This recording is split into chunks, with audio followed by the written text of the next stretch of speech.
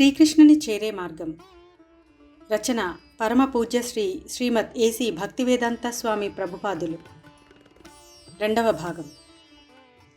శ్రీకృష్ణ చైతన్యాన్ని అందుకోగలిగిన వాడు దానిని పొందిన తరువాత ఇంతకంటే అధికమైన లాభం ఇంకొకటి లేదని, అటువంటి స్థితిలో ఉన్నవాడు ఘోర దుఃఖాలు ఎదురైనా చలించడని తెలుసుకున్నాం. అటువంటి దశకు చేరుకున్న వారికి ఇతర సిద్ధులు నిస్సారంగా కనిపిస్తాయి. ఈ భౌతిక ప్రపంచంలో మనం ఎన్నిటినో సాధించడానికి ప్రయత్నిస్తున్నాము. ఉదాహరణకు ధనం, స్త్రీలు, కీర్తి, అందం, జ్ఞానం మొదలైనవి. అయితే మనం శ్రీకృష్ణ చైతన్యంలో ప్రవేశించగానే ఆహా, ఇంతకంటే ఉత్తమమైన స్థితి వేరొకటి లేదు కదా అని తెలుసుకుంటాం. కృష్ణ చైతన్యం ఎంతటి శక్తి కలదంటే దాని రుచి ఏ కొంచెం ఆస్వాదించినా మహా విపత్తుల నుంచి అది మనలను రక్షిస్తుంది. కృష్ణ చైతన్యం ఆస్వాదించడం ప్రారంభించగానే ఇతర ఆనందాలు, సిద్ధులు అన్నీ నిస్సారాలుగా కనిపించడం ప్రారంభమవుతాయి. కృష్ణ చైతన్యంలో ఎవరైనా దృఢంగా నెలకొన్నట్లయితే ఎంత మహా విపత్తులైనా అతనిని చలింపలేవు. భౌతిక ప్రపంచం ఆపదలకు, అపాయాలకు నెలవు. సహజంగానే జీవితంలో ఎన్నో ఆపదలు వస్తూ ఉంటాయి. వాటిని పొందడం మనకు ఇష్టముండదు. మనం మూర్ఖులం కాబట్టి వాటితో రాజీ పడడానికి ప్రయత్నిస్తున్నాము. కానీ వాటిని గురించి తెలుసుకొనడానికి ప్రయత్నించము. కృష్ణ చైతన్యంలో శిక్షణ పొందుతూ భగవద్ధామాన్ని చేరడానికి ప్రయత్నిస్తే మనం ఎలాంటి ఆపదలను లెక్క చేయము. అప్పుడు మన దృక్పథం మారిపోతుంది. ఆపదలు వస్తాయి, పోతాయి. వాటి దారిని అవి రాని, పోని అన్నట్లుంటుంది. భౌతిక స్థితిలో జీవిస్తూ నశించిపోయే వస్తువులతో నిర్మించబడిన ఈ స్థూల శరీరమే మనం అనుకునేటంత కాలం ఆ విధంగా దృక్పథాన్ని మనం సాధించలేము. కృష్ణ చైతన్యంలో ప్రగతి సాధించిన కొలది భౌతిక బంధాల నుండి, శరీరానికి సంబంధించిన ఉపాధుల నుండి విముక్తులమవుతాము. శ్రీమద్ భాగవతంలో ఈ భౌతిక జగత్తు అంటే సంసారం ఒక మహాసముద్రంతో పోల్చబడింది. భౌతిక జగత్తులో కోట్ల కొలది గ్రహాలు అంతరిక్షంలో తేలుతూ ఉంటాయి. అట్లాంటిక్, పసిఫిక్ మహాసముద్రాల లాంటివి ఈ జగత్తులో ఎన్ని ఉంటాయో మనం ఊహించలేము. నిజానికి భౌతిక జగత్తు అంతా జనన మరణాలతో కూడిన ఒక మహా దుఃఖ సముద్రం లాంటిది. ఈ అజ్ఞాన మహాసముద్రాన్ని దాటడానికి ఒక దృఢమైన నావ కావాలి. శ్రీకృష్ణుని పాదపద్మాలే ఆ బలమైన నావ.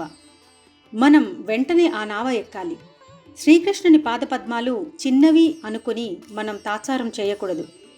సమస్త విశ్వం ఆయన పాదాలపైననే ఉంది. ఆయన పాదాలను ఆశ్రయించిన వారికి ఈ భౌతిక మహాసముద్రం ఒక ఆవు దూడ గిట్ట ద్వారా ఏర్పడిన చిన్న గుంటలో నిలిచే కొద్దిపాటి నీళ్లలా కనిపిస్తుంది. అలాంటి నీళ్ల గుంటను దాటడం ఏమాత్రం కష్టం కాదు కదా. భౌతిక సంబంధాల వలన కలిగే దుఃఖాల నుండి మనకు నిజమైన విముక్తి ఇదే. ఇంద్రియ నిగ్రహం లేకపోవడం వలననే మనం ఈ భౌతిక ప్రపంచంలో చిక్కుకుని ఉన్నాము. యోగ విధానం ఇంద్రియాలను జయించడానికే ఉద్దేశింపబడింది. ఏదో విధంగా ఇంద్రియాలను అదుపులో పెట్టగలిగితే అప్పుడు మనం నిజమైన ఆధ్యాత్మిక ఆనందం వైపు మరలుతాము. మన జీవితాలను సార్థకం చేసుకోగలుగుతాము. మానవుడు నిశ్చయంతోనూ, నమ్మకంతోనూ యోగాభ్యాసంలో నిమగ్నుడై ఆ మార్గం నుండి ఏమాత్రం తప్పుదారి పట్టకూడదు. అహంకారం వలన కలుగు అన్ని భౌతికములను పూర్తిగా విడిచి మనస్సుచే అన్ని వైపుల నుండి సర్వేంద్రియాలను నిగ్రహించి ఆధీనంలోకి తెచ్చుకోవాలి. క్రమంగా స్థిరమైన బుద్ధితో సమాధి స్థితిని పొందాలి. ఈ విధంగా మనస్సును ఆత్మయందే స్థిరంగా ఉంచాలి. ఇతరమైన దేనిని మనస్సులోనికి రానియరాదు. చంచలమైన, అస్థిరమైన స్వభావం గల మనస్సు ఎక్కడెక్కడ పరిభ్రమిస్తున్నా మానవుడు దానిని వెనకకు మళ్లించి తిరిగి ఆత్మ ఆధీనంలోకి తెచ్చుకోవాలి. మనస్సు ఎప్పుడూ కలవరపడుతూ ఉంటుంది. ఒకసారి ఇటు, ఒకసారి అటు వెళుతూ ఉంటుంది.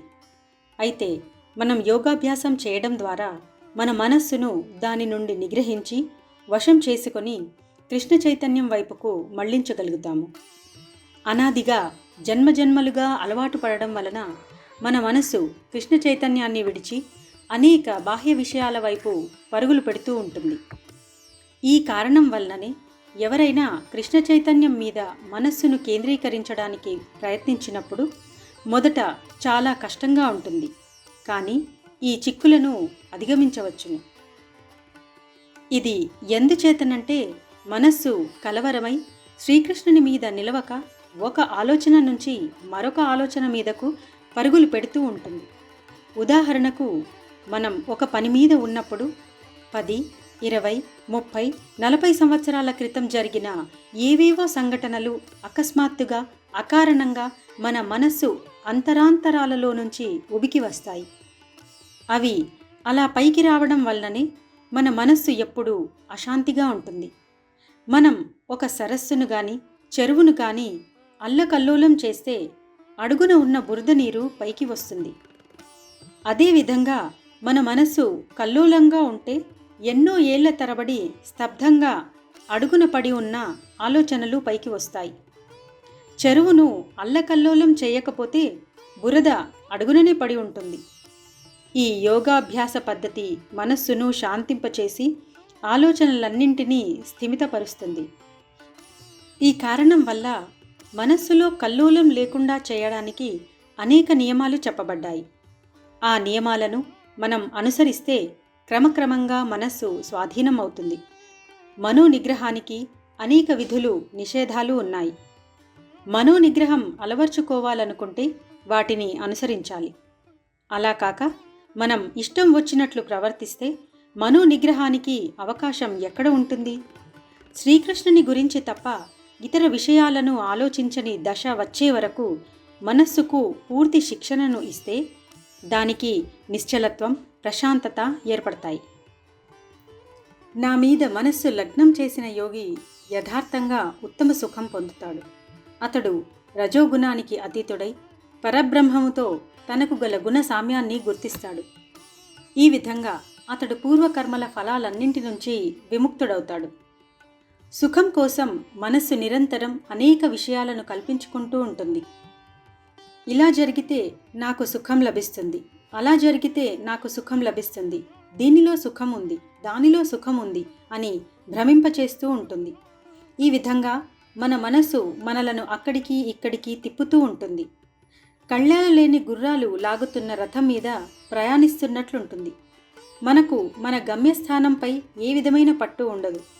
మహాభయంతో నిస్సహాయులమై ఊరికే రథంపై కూర్చుని చూస్తూ ఉండవలసి వస్తుంది.